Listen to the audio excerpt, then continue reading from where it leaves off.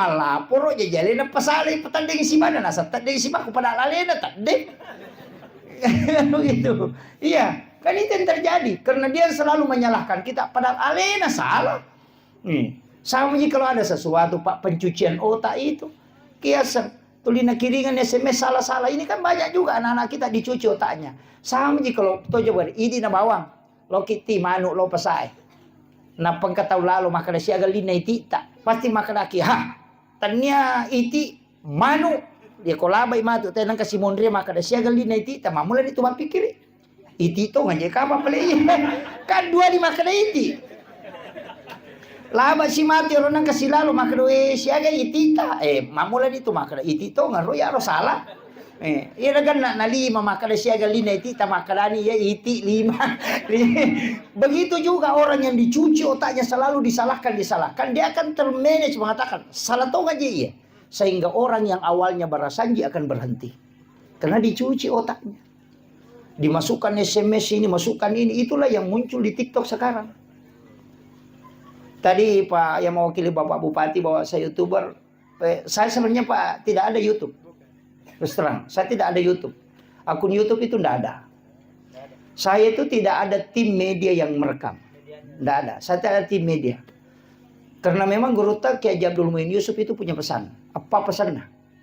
Nomor sidina ya kalau kau ceramah banu. Kalau ceramah ya ceramah. Iya, ya kau pura kau ceramah jadi murusu. Pak ya tuh ceramahnya pasti dekam. Ya kau murusi berarti murusi pasti dekam. Itu. Yang kedua kau yang bawa barangmu. Ya kalau kau macarami kau bawa barangmu. Aja nak tahu ya bawa kau. Karena orang yang membawa barangnya sendiri akan lebih mudah tawadu dibanding diangkatkan barangnya. Ya nang kata wicangan di sandala ni bukara ni pintu atau masalah itu. Nanti akan muncul sifat yang susah dibendung. Jadi orang yang sebenarnya hatinya tawadu itu bisa berubah menjadi ganas ketika dia selalu dipuji. Itu fatal. Kemudian yang ketiga pesan Guru Tak aja lalu pacu atau kalau kau ceramah kau pakai ongkos itu. Makanya saya itu terbang kemana-mana tidak pernah bawa orang. Istri selalu mau ikut itu biasa karena tidak pernah naik pesawat sebentar kan tidak usah. Kita akan menikah ini karena jodoh dan jodoh itu tidak kemana-mana makanya kau tidak usah kemana-mana. Itu alasannya Pak Ustaz. Iya. Jadi saya itu tidak pernah bawa. Kenapa? Guru Tak bilang begini. Nah, iya kalau konoli ko tayo macarama nama pasawa ko. Na telu ko si bajo ka telu nong ko so kita cidi mi madawa. Iya ko di masigi na pake nak mulai ke pertanggungjawab kang ko na pong alataan. Itu yang berat. Jadi saya itu tidak pernah bawa orang. Setiap jalan itu sendiri. Saya mengatakan, enggak. Rasulullah, malaikat dan Allah selalu bersama kita. Itu aja kuncinya. Kemudian pesan Guru Tak aja lalu mau bicara amplop. Jangan pernah bicarakan. Dan saya itu Pak terus terang, saya kasih tahu ini karena ada Guru Tak di sini juga. Saya tidak pernah membuka amplop ceramah itu. Dan saya bikin ultimatum dengan istri, jangan pernah kasih tahu.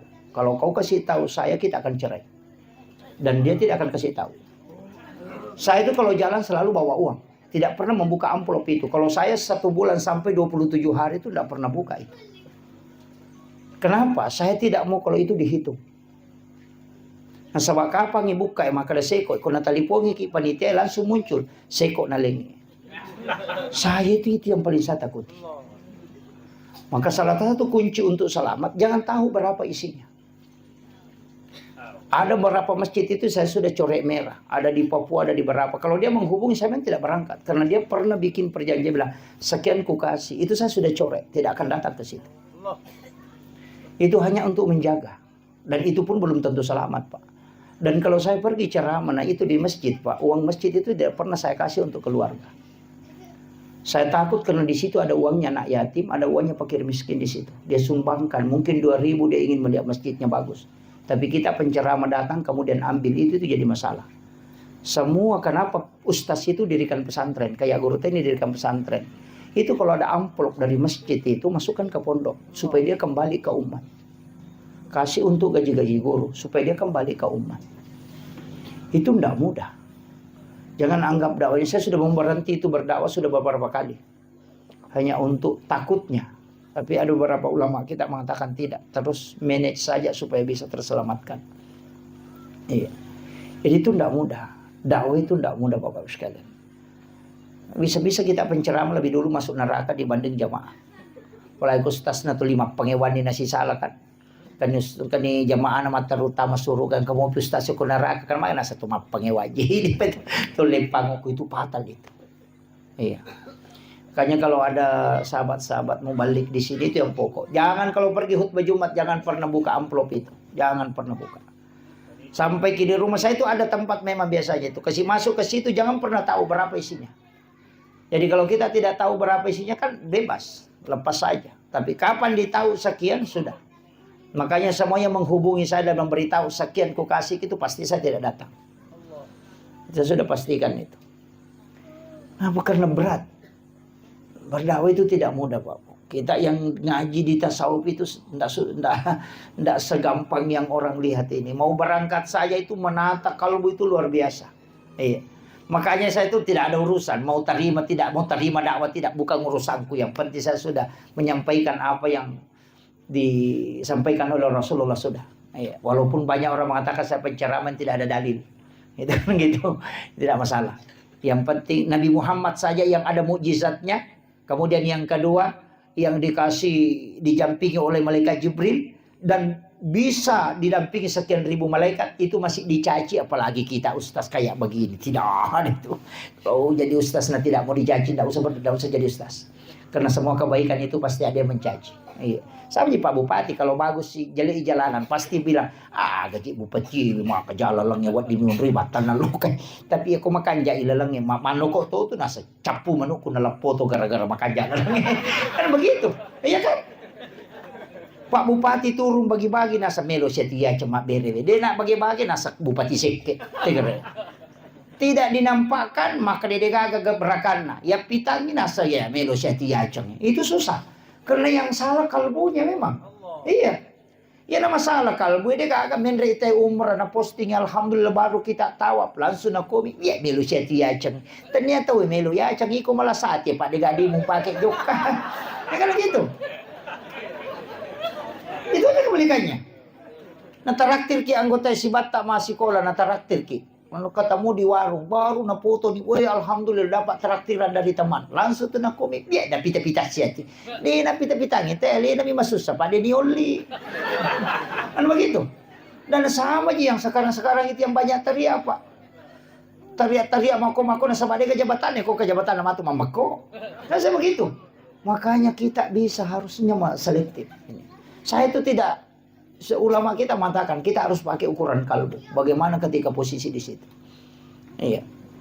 Ini pesan yang penting saya sampaikan. Kemudian untuk guru-guru yang hadir, saya pesankan jangan pernah ingin membuat anak-anak kita jadi pintar kalau mengajar. Jangan. Salah satu kegagalan seorang guru itu ketika ingin kalau anak-anak muridnya itu pintar. Karena kapan anak itu bodoh, pasti dia jengkel. Ya komelo ki komacan, ataya na bodoh anak, pasti macam kalau kita marah, keikhlasan sudah hilang. Dan itu hijab. Makanya yang paling gampang adalah ajarkan saja ilmu yang Allah berikan dan doakan dia, nanti Allah yang kasih hidayah. Jangan pernah berharap dia pintar. Walaupun kita harus doakan dia, tapi berharaplah dia menerima hidayah dari Allah. Itu aja. Makanya guru ini harus punya tirakat. Mestinya harus wudu sebelum berangkat mengajar. Baca sholawat sebelum mengajar. Itu aja kuncinya. Supaya itu masuk ke kalbunya anak-anak. Sekarang kan guru baru 1 hari terlambat sertifikasinya langsung bikin status. Pembawa uang sertifikasi terbalik di jalan. Wah ini menjadi masalah. Ini yang penting saya wasiatkan. Kemudian. Ini sudah 1 jam lebih, ditambah sedikit ya. Ini sudah lewat 5 menit setengah 11. Iya, saya belum sampai ke langit ke-7. Langit ke-6 ketemu dengan Nabi Harun. Langit ke-5. Langit ke-5 itu adalah Nabi yang mendampingi Nabi Musa. Di langit ke-6 itu Nabi Musa. Nabi Musa itu kan sebenarnya Nabi yang rusak lidahnya. Karena di masa kecilnya itu dia memasukkan bara api di mulutnya. Makanya itu doanya Rabbi syrah li sadri wa yassir li amri wahlul 'uqdatam min lisani yafqahu qawli. Tapi dia minta ada nabi yang mendampingi. Itulah Nabi Harun. Nabi Harun ini adalah salah seorang komunikator ulung dan dia hebat dalam filsafat. Jadi makanya sama di pejabat sekarang, ada juru bicaranya, ada staf ahli. Itu Nabi Musa yang pakai begitu. Naik ke langit ke-6 ketemu Nabi Musa. Nabi Musa itu menangis karena dia mengatakan inilah satu-satunya Nabi yang mengalahkan umatku banyak masuk surga, ini umatnya Nabi Muhammad. Naik ke langit ke-7 ketemu Nabi Ibrahim. Paling tinggi tempatnya Nabi Ibrahim itu di langit ke-7. Naiklah Rasulullah ke langit ke-7 ketika itu melewati naik ke Sidratil Muntaha, tapi malaikat Jibril tidak bisa ikut. Makanya Jibril kan mengatakan, saya cuma sampai di sini Muhammad. Kalau saya lewat pasti hancur. Nabi mengatakan tidak. Kumpulkan semua kemampuanmu Jibril. Kita sudah berdampingan mulai dari Makkah sampai ke sini. Ternyata apa yang terjadi Pak? 350 sayapnya malaikat Jibril dia kumpulkan. Itu tidak bisa meninggalkan langit ke-7. Tidak toliyokumi romonroh. Dari situlah Imam Ja'far dalam kitab Al-Barasanji menulis, anta nurun fauka nurin. Engkau Muhammad cahaya di atas cahaya. Karena Jibril adalah cahaya, tapi dia tidak bisa tembus ke Sidratul Muntaha. Tapi kamu bisa berada di situ. Nah, ketika Nabi di Sidratul Muntaha, Guru Taqi Haji Abdul Muhyin Yusuf Khalisi Dendring, saya dengarkan ceramahnya, dia mengatakan, itu bukan di Sidratul Muntaha Nabi menerima sholat. Tapi di mana? Di alam mustawa. Ada alam antara itu, namanya alam mustawa. Disitulah Nabi mengucapkan at-tahayyatul mubarakatus salawatut thayyibatu lillah. Baru berhenti. Kemudian Allah menjawab, assalamu alayka ayyuhan nabi wa rahmatullahi wa barakatuh. Kemudian Nabi menjawab, assalamu alayna wa ala ibadillahis sholihin. Makanya kalau dapat kalimat ini di tahayyat, jangan disambung. At-tahayyatul mubarakatus salawatut thayyibatu lillah, singgah. Itu kalau Rasul. Kalamun Nabi itu. Dan siapa yang membaca kalimat ini itu seakan-akan dia melaksanakan ibadah haji dan umrah satu kali. Assalamu alayka ayyuhan nabi wa rahmatullahi wa barakatuh. Itu sama pahalanya ketika kita berjumpa Rasulullah secara langsung. Assalamu alayna wa ala ibadillahi sholihin. Itu sama pahalanya ketika kita bersilaturahmi dengan seluruh wali-wali Allah yang ada di muka bumi. Makanya 3 kalimat ini jangan disambung. Nanti kita mengatakan asyhadu alla ilaha illallah. Makanya di tarekat itu kan pakai 2 jari. Itu juga disebut 2 temas syarat lalu temas lisan. Kenapa itu dipakai? Bersedekap juga kan begitu 2 jari. Makanya kau masam pajangi aja naidi madenge tapi tilawi pong Allah Ta'ala na alena jagaiki. Sama analoginya begini, ketika kita jalan, ya kau anak tata suruh makatan niki itu biasa lepas tangannya. Magampal lepak, tapi kita coba gari idi makatan nili mana, karena dia lepak. Jadi jangan kita yang masuk, tapi minta Allah yang menjaga. Jadi aja naidi mengulu Allah. Akbar. Wow, sila daki. Iya. Minta supaya dia tidak melepaskan kita. Karena kalbu itu dia yang pegang. Terbuka tertutupnya, masuk keluarnya dia yang pegang. Karena dia yang kendalikan iman, minta dia supaya dia tidak mencabut itu. Aja naidi mengulu sila daki. Iya, itu seperti terbawa arus. Tapi iya koi alena warakangi yan itu nakana. Uy, tama ko lirala warakan na po ng Allah Ta'ala. Tapi kuncinya kan ada 2. Anta'budallah ka'annaka tarahu. Kalau tidak bisa, fa innahu yaraka. Kan 2 aja kuncinya kalau salat. Anta'budallah ka'annaka tarahu. Sumpay po mo pada komitay. Itulah yan nay as-salatu min rajul mu'minin. Tapi fa illam takun tarahu, kalau tidak bisa, fa innahu yaraka. Yakin ko saja bahwa dia melihat aku. Kayak ada CCTV. Makanya tidak usah naik, cukup di bawah. Dalilnya ada, wa huwa ma'akum aina ma kuntum. Dia selalu bersamamu dimanapun engkau berada. Wa kan wallahu akrabu min hablil warid. Itu tidak usah naik Allah. Ku akbar. Silakan. Cukup di bawah. Kan gitu kan? Ada biasa begitu Bu ya? Serius sekali. Allah. Tapi tidak masalah. Kalau itu yang dipakai untuk koneksi. Tapi kalau tidak bisa cukup dibawa. Kita yakin bahwa Allah melihat kita. Allah melihat kita ruku. Allah melihat kita sujud. Itu yang paling gampang. Tidak usah naik. Karena memang juga dalilnya ada. Wa huwa ma'akum aina ma kuntum. Itu kan itu kuncinya. Kalau yang naik itu setengah hidup. Gitu. Langsung Allah. Sampai ke langit ke-7 baru tuh akbar. Nah itu. Itu kan gitu. Itu agak berat. Ya. Kemudian Nabi kan itu naik ke alam mustawa. Disitulah dia melihat langsung Allah dengan wajah yang asli.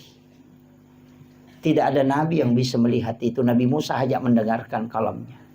Makanya disebut linuriyahu min ayatina, untuk memperlihatkan, bukan menceritakan. Tapi apakah Allah ada di situ? Oh tidak. Kita di saya NU, Ahlussunnah wal Jamaah Nahdliyah.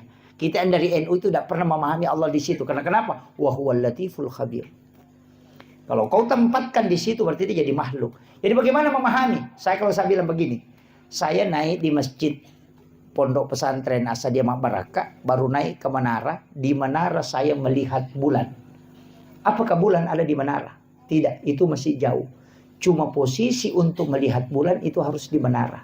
Sama dengan Rasulullah. Untuk melihat Allah, itu posisinya di alam mustawa. Tapi Allah bukan di situ, itu masih jauh.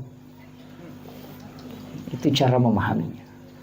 Makanya kita di Ahlussunnah itu memahami. Jangan bilang Allah itu turun sepertiga malam. Kan begitu, salafi sekarang. Allah itu turun di sepertiga malam. Saya bilang Allah paling sibuk. Karena di Jakarta dulu turun dulu di Papua. Kembali turun di Sulawesi Selatan. Baru turun. Itu saja tugasnya putar-putar itu. Jadi bagaimana cara memahami? Itu bagaikan balon, Pak. Balon ini cahayanya sampai ke lantai. Tapi balonnya tidak turun. Yang turun itu adalah rahmat Allah. Dan yang menangkap nur itu adalah kalbu. Maka orang yang bangun di waktu itu akan terkoneksi dengan rahmat Allah. Itulah dimaksud Allah turun di sepertiga malam. Ini nih yang jadi masalah kan. Kayaknya ngaji itu penting, Pak. Ulama kita itu sudah bahas itu. Di Ahlussunnah, di Asadiyah ini sudah pakai semua. Jangan sampai terkontaminasi pikiran Allah turun kemana-mana. Itu jadi masalah. Sejak kapan Allah terikat oleh waktu itu? Tidak. Karena dia yang menciptakan itu. Sama jadi semesta pembicaraan. Itulah ulama-ulama kita dari dulu. Kemudian, ini hakikatnya. Ini karena waktu sudah lewat. Ini hakikatnya.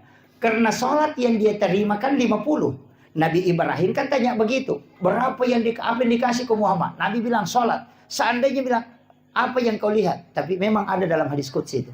Saya baca. Ini penting kita tahu juga. Nabi itu mengatakan, saya dikasih 3 ilmu oleh Allah. Ilmu yang wajib saya sampaikan. Ada ilmu yang saya boleh menyampaikan, boleh tidak. Ada ilmu yang memang saya dilarang untuk menyampaikan. Jadi ilmu yang wajib disampaikan oleh Rasul itu adalah ilmu fikih, ilmu syariat.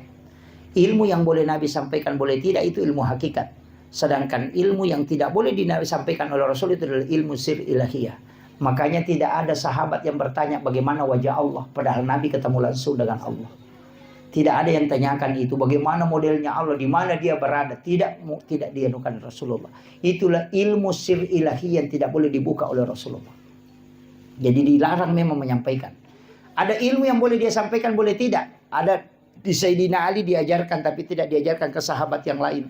Ada yang diajarkan ke Ibnu Abbas tapi tidak diajarkan ke sahabat yang lain. Ketika sahabat duduk kemudian disuruh tinggal satu, Ibnu Abbas. Jangan kau pulang dulu Ibnu Abbas. Nanti sahabat yang lain pulang baru Nabi kasih doa. Dan doa itu disuruh baca dengan suratul Fatihah 1 nafas. Untuk menjadikan obat. Tapi tidak diberikan kepada semua Nabi. Kepada semua sahabat. Jadi ada ilmu yang Nabi boleh memilih. Itulah ilmu hakikat. Tapi yang sir ilahi itu tidak dibuka Nabi. Makanya sebenarnya ada beberapa ilmu itu memang yang ulama kita dari dulu nukat. Kemudian turun ke langit ke-7, ke-6. Ketemu Nabi Musa. Nabi Musa itulah yang menyuruh Nabi berbolak-balik, Pak. Karena dia mengatakan terlalu banyak Muhammad. Tapi saya mengatakan bersyukur kita. Untung ada Nabi Musa. Seandainya tidak ada Nabi Musa, ada 50 waktu sholat. Karena Nabi sudah dikasih tahu. Satu saja yang tidak dilakukan umatmu Muhammad pasti masuk neraka. Makanya yang 50 itu terlalu banyak. Makanya minta kurang. Dan Nabi betul. Minta kurang. Seandainya tidak ada Nabi Musa, Pak. Yang 50 yang mau dikerjakan. Bukan imam yang saya pikirkan. Muazzin. Dia pernah sempatu dan nerewa simbang. Gitu. Iya kan? Yang paling berat. Maka jadikan kesyukuran. Tapi kuncinya kan sama. Tetap kali 10 kan. Menjabil hasanati falahu suram salihah. Satu kebaikan dilipat gandakan menjadi 10. Berarti 5 waktu sholat itu menjadi 50 juga. Cuma tapi kenapa ini Nabi Musa minta Nabi kurang? Nabi kurang 9 kali kan. Akasirahi rewa. Itu juga ada pesan, Pak. Nabi Musa itu kan ketika Nabi mau minta izin, apa yang dia bilang? Ahmad Ruhullah, Muhammad Habibullah. Dia meletakkan tangannya itu di dada Rasulullah. Kemudian mengatakan Ahmad Ruhullah. Nabi Musa mengatakan, aku bisa melihat nurnya Allah di dalam nurmu Muhammad. Jadi sebenarnya Nabi Musa kepentingannya karena dia tidak pernah melihat Allah, tapi ketika Nabi Muhammad ketemu Allah, nur itu masih melekat di wajahnya Rasulullah, sehingga dia bisa menyaksikan keindahan nurnya Allah di dalam nurnya Muhammad. Makanya dia bilang Ahmad Ruhullah, Muhammad Habibullah. Engkau Muhammad betul-betul kekasih Allah. Karena kita ini semua nabi dikasih perintah, tidak ada yang bisa menawar kecuali kamu. Nabi Ibrahim dikasih perintah, dia tetap melakukan perintah itu, tidak pernah tawar. Nabi Musa, faktulu anfusahum, disuruh ketika taubat, bunuh dirimu. Tapi ternyata dia tidak bisa tawar itu. Tapi Rasulullah bisa menawar perintah sholat yang 50 menjadi 5 waktu. Makanya Nabi Musa mengatakan Muhammad Habibullah, kau betul-betul kekasih Allah. Karena kau dikasih keringanan. Bahkan seandainya kau masih kembali Muhammad, memang tidak ada perintah sama sekali. Karena tinggal lima maninah kalau mau Nabi Musa rewa po Muhammad. Makin Nabi tenataci jangan menre kurangi 5. Ya kau menre capu nih. Dan agak hadis kan, makanya Nabi tidak kembali. Dan setelah Nabi turun itu menangis. Saya dapat itu dalam satu risalah. Nabi menangis ketika Jibril mendatangi, dia mengatakan, aku rindu dengan sholat yang diberikan oleh Allah yang 50. Maka datanglah perintah untuk membaca zikir itu. Subhanallah 33. Alhamdulillah 33, Allahu Akbar 33. Kenapa 33? 17 rakaat sholat ditambah 33 itu 50. Iya. Jadi itu yang dipakai ulama kita dari dulu. Sehingga zikir itu. Ada juga orang kan pernah berkata assalamualaikum, assalamualaikum, langsung lupa masuk. Kami itu tolong mak berjamaah kau tuh pak mengolos saliwa memang di sandalan. itu kan ada. Itu yang berat itu. Saya kira ini yang penting, tapi apa hakikat sholat? Karena tidak ada kita ambil. Apa hakikat sholat? Saya kuncinya cuma satu, Pak. Saya pesankan 4. Jangan tinggalkan. Yang pertama istighfar. Jangan tinggalkan istighfar. Yang kedua jangan tinggalkan sholawat. Karena 2 kalimat ini pasti sampai. Istighfar larinya ke Allah. Tidak ada yang lain. Sholawat larinya ke Nabi Muhammad. Istighfar itu 3 isinya. Sholawat, itu 3 isinya. Pertama, Allah memberikan rahmat 10 kali dengan sholawatnya. Sholawatnya malaikat permohonan ampun. Sholawatnya Rasul adalah syafaat. Makanya semua ibadah itu di pesantren itu Ustaz mestinya memang puasa sunnah itu menjadi puasa wajib. Kalau di pesantren Senin Kamis itu menjadi puasa wajib bagi santri. Kenapa? Guru itu juga Prof. Nasaruddin Umar bilang, bagi santri itu jangan ada sunnah, ada wajib. Semua diwajibkanlah. Kenapa? Karena sunnah ini sebenarnya adalah jalur syafaat. Makanya semua ibadah itu dibagi. Haji wajib, umrah sunnah, zakat wajib, sedekah sunnah, puasa wajib, ada puasa sunnah. Kemudian sholat wajib, ada sholat sunnah. Syahadat wajib, ada sholawat sunnah. Kenapa ada sunnah, ada wajib? Karena satu-satunya Nabi yang punya jalur syafaat cuma Nabi Muhammad. Jalur syafaatnya itu melalui sholat sunnah, ibadah sunnah. Makanya kalau haji tidak bisa lolos, ada umrahnya. Kalau puasa wajib tidak bisa lolos, ada puasa sunnah. Jalur wajib itu jalur rahmat. Jalur sunnah itu jalur syafaat. Makanya yang disebut pahalanya itu sholat sunnah. Yang sholat fardu tidak disebut pahalanya. Karena larinya ke rahmat. Rahmat itu tidak pakai nilai pahala. Itu hak prerogatif Allah. Sedangkan syafaat itu disebut raka'atanil fajr khairum minad dunya wa ma fiha. Kan di situ kuncinya. Ini yang penting saya sampaikan. Makanya jangan anggap sepele ibadah sunnah. Lah sunnah je tidak usah, tidak. Itu jalur syafaat. Kalau kau tidak bisa dapat jalur rahmat, masuk ke jalur syafaat. Karena Nabi punya otoritas. Nah itu kuncinya. Jadi otoritasnya itu karena ibadah sunnah, bukan ibadah fardu. Jadi ibadah fardu itu urusan Allah dengan hambanya. Tapi ibadah sunnah urusannya Rasulullah dengan kita. Karena Allah kan bilang, dia bukan hambaku. Tapi Nabi mengatakan, dia umatku. Apa kata Allah? Masukkan dia dengan syafaat Muhammad. Ada itu nanti umat, dan Allah bilang, tidak ada, bukan Nabi Muhammad bilang, bukan umatku ini. Tapi Allah bilang, dia adalah hambaku Muhammad. Maka dia masuk surga karena rahmatku. Makanya 2 jalur aja. Makanya pegang ini. Sebesar apapun dosa tak yang hadir di sini. Sebesar apapun dosa tak. Tapi kalau Allah memandang kita dengan rahmatnya, pasti masuk surga. Tapi sekecil apapun kesalahan kita, kalau Allah memandang dengan keadilannya, pasti kita diadili. Makanya ada orang itu di pelapak kurma tusukkan giginya, batunya sudah makan daging unta, tapi di pelapak kurma diambil di kebunnya orang, baru dia tusuk giginya. 500 tahun tertunda masuk surga gara-gara di pelapak kurma itu. Maka pai di kota tama pasai coba lase, coba mana lase nanti dengan dia. Iya kan? Coba rambutan ikan rusuh bawang. Ya, itu kan itu ndak boleh. Hukum tasawuf itu tidak boleh. Di dalam tasawuf itu kalau kita mau coba barang, kita letakkan tangan begini. Tabe wadigai coba kuwadingi talengak coba. Jangan kau yang mengambilkan diri. Itu aturannya. Upu kita pekeruk bami mako itu jadi masalah. Itu Bu ya. Kemudian wasiat saya ketiga, aja lalu tama seke abas sakit. Dermawan lah. Jangan sekali-kali kikir. Apa dia tahu tu gagas singaran atau seke. Dia buru buku-buku dia napa aja napa tahu apa. Iya. Mati tahu seke engkau kata teri degaga. Psikodenim itu. Laba nih. Iya. Lawi malam atau mati tahu nang kaki buruk na baca asan na. Ni ganero anu nambo seke pata ya tu betul na tu. Buruk buku-buku dia napa aja na rampe tahu. Taruh ki pas sengar. Nanya tu tahu seke Pak Bu degaga. Namo tahu seke cecatoy. Iya. Tahu seke itu makna seke payah pada liwat telena. Kan begitu. Iya. Penutup upasan nih. Saya dapat ini kemarin Ustaz dari Rois Surya PCNU Sidrap itu bawakan kajian di acaranya Muslimat itu beberapa bulan yang lalu. Tapi itu hadis saya pernah baca dan ngaji ke ulama, cuma tidak berani. Tapi setelah lama kelamaan saya telusuri dan itu saya menganggap bahwa ini benar. Ini yang saya ingin modal terakhir saya kasih. Ternyata ada hadis Rasulullah mengatakan ada umatku nanti itu tidak dihisab. Jadi itu tidak dibawa kepada mahsyar. Jadi orang berjalan kepada mahsyar dia dijemput oleh malaikat, dibawa ke ila rafiqil a'la. Itu hadis sahih. Jangankan mengatakan lewat di titian siratal mustaqim, tidak. Jadi dia tidak lewat di titian siratal mustaqim. Sampai ke mahsyar saja tidak. Karena baru berjalan orang digiring ke mahsyar, dia sudah dijemput di jalan. Dibawa ke ila rafiqil a'la kata Nabi. Allah tidak, malaikat tidak akan pernah tanyakan amalnya dan dia tidak akan berkumpul di mahsyar. Karena dia di tempat khusus. Siapa itu? Rasulullah mengatakan orang yang bersedekah yang tidak tahu siapa yang dia sedekahi.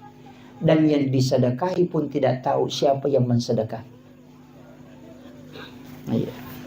Jadi tahu masidakka de nissangi makadani gana sidakai, tahu isidakai de tahu nissangi makadani ke sidakai. Di pesantren ini bisa dipakai Pak Bu. Tetalipungi bani ustaz tak, maka da angka gana na aku tu masih kolos tak dia mampu kasih. Maka da angka tapodangi, aja na tapodanga asalna aja tu tapi tanga tauna. Milau tulu toka aja tapodangi ronana maka dia apa wajarangi uang sekolahnya selama dia sekolah. Ia naruyasa tahu masih sidakai de nissangi makadani gana sidakai. Tahu isi dakai dia tahu nisangi makadani sidakai. Ketika anak ini nanti berhasil keluar dari pondok, si runtuk ke kepala wangangnya dia nangka dirisa makadani pura bantu waktu nama sekolah. Dia pun tidak pernah mengetahui bahwa kita yang membantunya. Ina ronasa nabita tahu masidakah tahu isi dakai pada di nasisang. Hanya Allah yang mengetahui rahasianya. Itu kuncinya. Dan itu mestinya ada di pondok di sini. Iya, tak tanggung siapa pakai majana si ulama maka dah seko pakai majana kantina yang mana ruta wajaran transferkan setiap bulan tapi tidak usah kasih tahu bahwa kita yang membantunya. Iya, iu pokok apa sih pulungan anak yatim apa na bagian ngampal lo ibalender mau apa ya tuh. Langsung. Iya, mestinya ada amal rahasia yang kita lakukan. Itulah yang disebut oleh Nabi dibawa ke ila rafiqil a'la. Allah mengatakan jangan mencari dia adalah hamba-Ku. Dia punya rahasia aku dengan dirinya. Iya. Itu kuncinya. Mesti nang kemana tapi kau makoro Pak Bu. Aja tapodangi lah kita. Jangan kasih tahu suami. Jangan kasih tahu anak-anak kita. Ada amal yang kita keluarga tidak tahu. Kalau tidak bisa melakukan itu mesti sikir kalbu. Aja nalepakan ilillah. Aja tarekengi. Kalbu tambah masikir. Itulah kalbu yang dirindukan oleh Allah dimanapun dia berada. Wadi jajo ko copo na bolana tema tukang batu. Atau sementara bawa mobil, atau di sawah, atau di kantor, kita duduk di kursi. Kalbu yang terkoneksi, itulah orang yang dirindukan oleh Allah. Daripada kuilala masigi tapi mahape. Badannya terkoneksi tapi ruhnya tidak terkoneksi. Hati-hati. Apalagi makoko cedek mendeko TikTok, cedek mendeko Facebook. Kemasalah langsung dikasihnya di Facebook. Aku menyesal. Aku menyesal. Ternyata kau begitu ya, begitu. Kan begitu. Perempuan bertengkar sama suaminya langsung bikin status. Aku menyesal. Ternyata aku tidak seperti dulu lagi. Napa maki gua gambar lope-lope pecah. Angka nama duda makome yawa sabar senyenyu. Di situ kan